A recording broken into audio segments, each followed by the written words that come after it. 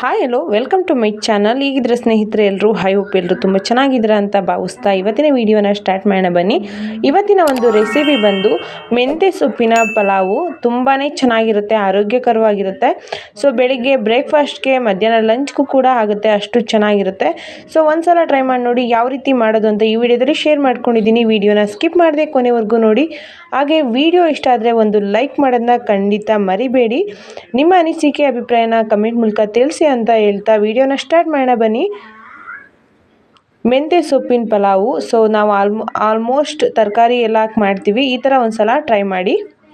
ಮೆಂತ್ಯ ಸೊಪ್ಪಿನ ಪಲಾವ್ ಮಾಡೋದಕ್ಕೆ ನಾವು ಮೇಯ್ನಾಗಿ ತೊಗೋಬೇಕಾಗಿರೋದು ಮೆಂತ್ಯ ಸೊಪ್ಪು, ಹಾಗೆ ಚಿಕ್ಕದಾಗಿ ಒಂದು 2 ಈರುಳ್ಳಿ, 2 ಟೊಮೆಟೊನ ಹೆಚ್ಚಿಟ್ಕೊಂಡಿದ್ದೀನಿ. ಇನ್ನು ಏನೆಲ್ಲ ಇಂಗ್ರೀಡಿಯೆಂಟ್ಸ್ ಹಾಕ್ತೀನಿ ಅಂತ ತೋರಿಸ್ತಾ ಹೋಗ್ತೀನಿ ಬನ್ನಿ. ನಾನು ಆಲ್ರೆಡಿ ಬಟಾಣಿನ ಬೇಯಲಿಕ್ಕೆ ಹಾಕಿದ್ದೀನಿ. ಒಂದು ಪಾತ್ರೆಗೆ ನಾನು ಒಂದು 6 ರಿಂದ 7 ಸ್ಪೂನಷ್ಟು ಎಣ್ಣೆನ ಹಾಕ್ಬಿಟ್ಟು, ಎಣ್ಣೆ ಕಾದ ನಂತರ 1 ಸ್ಪೂನಷ್ಟು ಸಾಸಿವೆ ಮತ್ತು ಕರಿಬೇವನ್ನ ಹಾಕ್ತಾಯಿದ್ದೀನಿ. ಹಾಗೆ ಚಿಕ್ಕದಾಗಿ ಹೆಚ್ಚಿಟ್ಕೊಂಡಿರೋಂಥ ಈರುಳ್ಳಿನ ಸೇರಿಸ್ತಾ ಇದ್ದೀನಿ. ತುಂಬ ಸಿಂಪಲ್ಲಾಗಿ ಆಗುತ್ತೆ, ತುಂಬ ಬೇಗನೆ ಆಗುತ್ತೆ ಈ ಒಂದು ರೆಸಿಪಿ. ಟೇಸ್ಟ್ ಕೂಡ ತುಂಬಾ ಚೆನ್ನಾಗಿರುತ್ತೆ. ಈರುಳ್ಳಿನ ಹಾಕ್ಕೊಂಡ್ಬಿಟ್ಟು ಸ್ವಲ್ಪ ಫ್ರೈ ಮಾಡ್ಕೋಬೇಕು. ಆಮೇಲೆ ಚಿಕ್ಕದಾಗಿ ಹೆಚ್ಚಿಟ್ಕೊಂಡಿರೋಂಥ 2 ಟೊಮೆಟೊನ ಹಾಕ್ಕೊಬೇಕು. ಹಾಕ್ಕೊಂಡು ಇದನ್ನು ಕೂಡ ನೀಟಾಗಿ ಫ್ರೈ ಮಾಡ್ಕೊಳ್ಳೋಣ.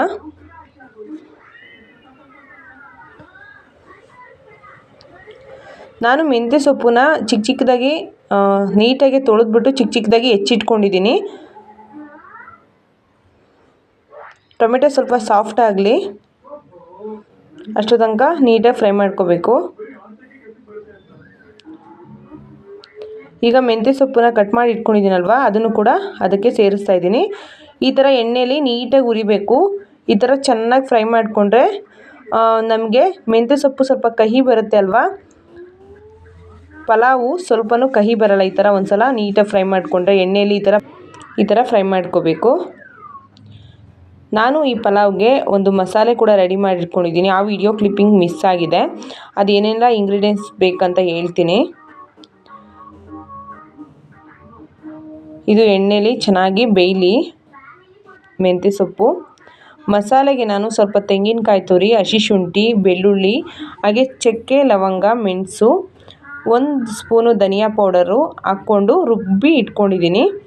ಮತ್ತು ಹಸಿರು ಮೆಣಸಿನ್ಕಾಯಿ ಕೂಡ ಹಾಕ್ಕೊಬೋದು, ಇಲ್ಲಾಂದರೆ ಚಿಲ್ಲಿ ಪೌಡರ್ ಕೂಡ ಹಾಕ್ಕೊಬೋದು. ನಾನು ಹಸಿರು ಮೆಣಸಿನ್ಕಾಯಿನ ಸೇರಿಸ್ಬಿಟ್ಟು ರುಬ್ಬಿಟ್ಕೊಂಡಿದ್ದೀನಿ.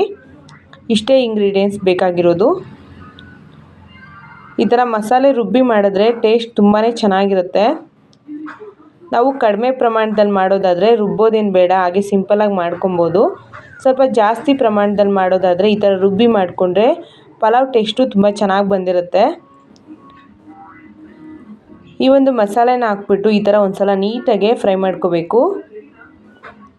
1 ನಿಮಿಷ ಫ್ರೈ ಮಾಡಿಕೊಂಡ್ರೆ ಸಾಕಾಗುತ್ತೆ.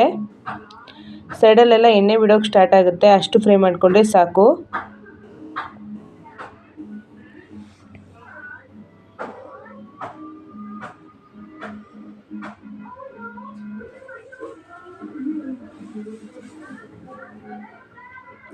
ಬೆಳಿಗ್ಗೆ ಲಂಚ್ ಬಾಕ್ಸ್ಗೆ ಅಂತೂ ತುಂಬಾ ಚೆನ್ನಾಗಿರುತ್ತೆ.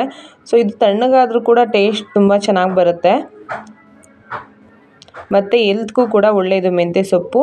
ಈಗ ನಾನು ಆಲ್ರೆಡಿ ಬಟಾಣಿನ ಬೇಯಕ್ಕಿಟ್ಟಿದ್ದೆ ಚೆನ್ನಾಗಿ ಬೇಯ್ಕೊಳ್ಳಿ ಅಂತ. ಸೊ ಅದನ್ನು ನಾನು ನೀರು ಸಮೇತ ಇದಕ್ಕೆ ಸೇರಿಸ್ತಾ ಇದ್ದೀನಿ. ಸೇರಿಸ್ಬಿಟ್ಟು ನಾನು 3 ಲೋಟ ಅಕ್ಕಿನ ಸೇರಿಸ್ತಾ ಇದ್ದೀನಿ. ಅದಕ್ಕೆ ನಾನು 6 ಲೋಟ ನೀರನ್ನ ಇದಕ್ಕೆ ಆ್ಯಡ್ ಮಾಡ್ತೀನಿ. ನಾವು ಅಕ್ಕಿ ಪ್ರಮಾಣ ಎಷ್ಟು ತೊಗೊತೀವೋ ಅದ್ರ ಡಬಲ್ ನೀರನ್ನ ತೊಗೋಬೇಕಾಗುತ್ತೆ.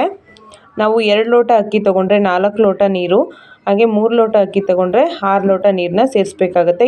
ನಾವು ಕುಕ್ಕರಲ್ಲಿ ಮಾಡಿದ್ರು ಅಷ್ಟೇ, ಓಪನ್ ಪಾತ್ರೆಯಲ್ಲಿ ಮಾಡಿದ್ರು ಅಷ್ಟೇ ನೀರನ್ನ ಆ್ಯಡ್ ಮಾಡಿದ್ರೆ ಪರ್ಫೆಕ್ಟಾಗಿ ಆಗುತ್ತೆ.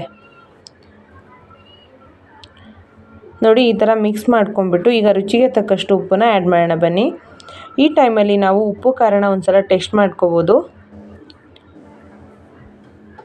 ಉಪ್ಪು ಖಾರ ಏನಾದರೂ ಕಡಿಮೆ ಇದ್ದರೆ ಅದನ್ನು ಸೇರಿಸ್ಬೋದು.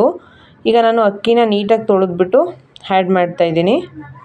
ನಾನು ಯಾವುದೇ ಅಕ್ಕಿನ ನೆನೆಸಿಟ್ಟಿಲ್ಲ, ಡೈರೆಕ್ಟಾಗಿ ತೊಳೆದ್ಬಿಟ್ಟು ಹಾಕ್ತಾಯಿದ್ದೀನಿ. ಈಗ ನೀಟಾಗಿ ಒಂದು ಸಲ ಮಿಕ್ಸ್ ಮಾಡ್ಕೊಂಡ್ಬಿಟ್ಟು ಇದನ್ನು ಬೇಯಲಿಕ್ಕೆ ಬಿಟ್ಬಿಡೋಣ. ಅಲ್ಲೇ ಬೇಯೋಕ್ಕೆ ಸ್ಟಾರ್ಟ್ ಆಯಿತು ಗೊತ್ತಾಗ್ತಿದೆ. ನಮಗೆ 10ರಿಂದ 15 ನಿಮಿಷಕ್ಕೆ ನೀಟಾಗೆ ಬೇಯೋಕ್ಕೆ ಸ್ಟಾರ್ಟ್ ಆಗುತ್ತೆ. ಇಷ್ಟು ಬೆಂದರೆ ಸಾಕು. ನಾವು ಸ್ಟವ್ ಫ್ಲೇಮು ಸ್ಲೋ ಮಾಡಿಬಿಟ್ಟು ಹಾಗೆ ಒಂದು ಪ್ಲೇಟ್ ಮುಚ್ಚಿಟ್ರೆ ನೀಟಾಗೆ ಅದು ಅನ್ನ ಅಳ್ಕೊಳುತ್ತೆ. ನೋಡಿ ಅಳ್ಕೊಂಡಿದೆ. ತುಂಬ ಟೇಸ್ಟಿಯಾದ ಸೂಪರ್ ಆಗಿರುವಂಥ ಮೆಂತೆ ಪಲಾವ್ ರೆಡಿ ಆಯಿತು. ಸೊ ಈ ವಿಡಿಯೋ ಇಷ್ಟ ಆದರೆ ಲೈಕ್ ಮಾಡಿ, ಶೇರ್ ಮಾಡಿ. ಇನ್ನೂ ಯಾರೆಲ್ಲ ನನ್ನ ಚಾನಲ್ಗೆ ಸಬ್ಸ್ಕ್ರೈಬ್ ಮಾಡಿಲ್ಲ ಸಬ್ಸ್ಕ್ರೈಬ್ ಮಾಡಿ. ದಯವಿಟ್ಟು ಲೈಕ್ ಮಾಡಿ ಹಾಗೆ ವಿಡಿಯೋ ನೋಡಿ ಹಾಗೆ ಹೋಗಬೇಡಿ. ನಿಮ್ಮ ಅನಿಸಿಕೆನ ಕಮೆಂಟ್ ಮೂಲಕ ತಿಳಿಸಿ. ಮುಂದಿನ ವಿಡಿಯೋ ಜೊತೆ ಮತ್ತೆ ಸಿಗ್ತೀನಿ. ಅಲ್ಲಿವರೆಗೂ ಹೀಗೆ ಸಪೋರ್ಟ್ ಮಾಡಿ ಅಂತ ಹೇಳ್ತಾ ಕೊನೆವರೆಗೂ ವಿಡಿಯೋ ನೋಡಿರೋ ಪ್ರತಿಯೊಬ್ಬರಿಗೂ ಕೂಡ thank you so much. Thank you. Bye. Thank you for watching.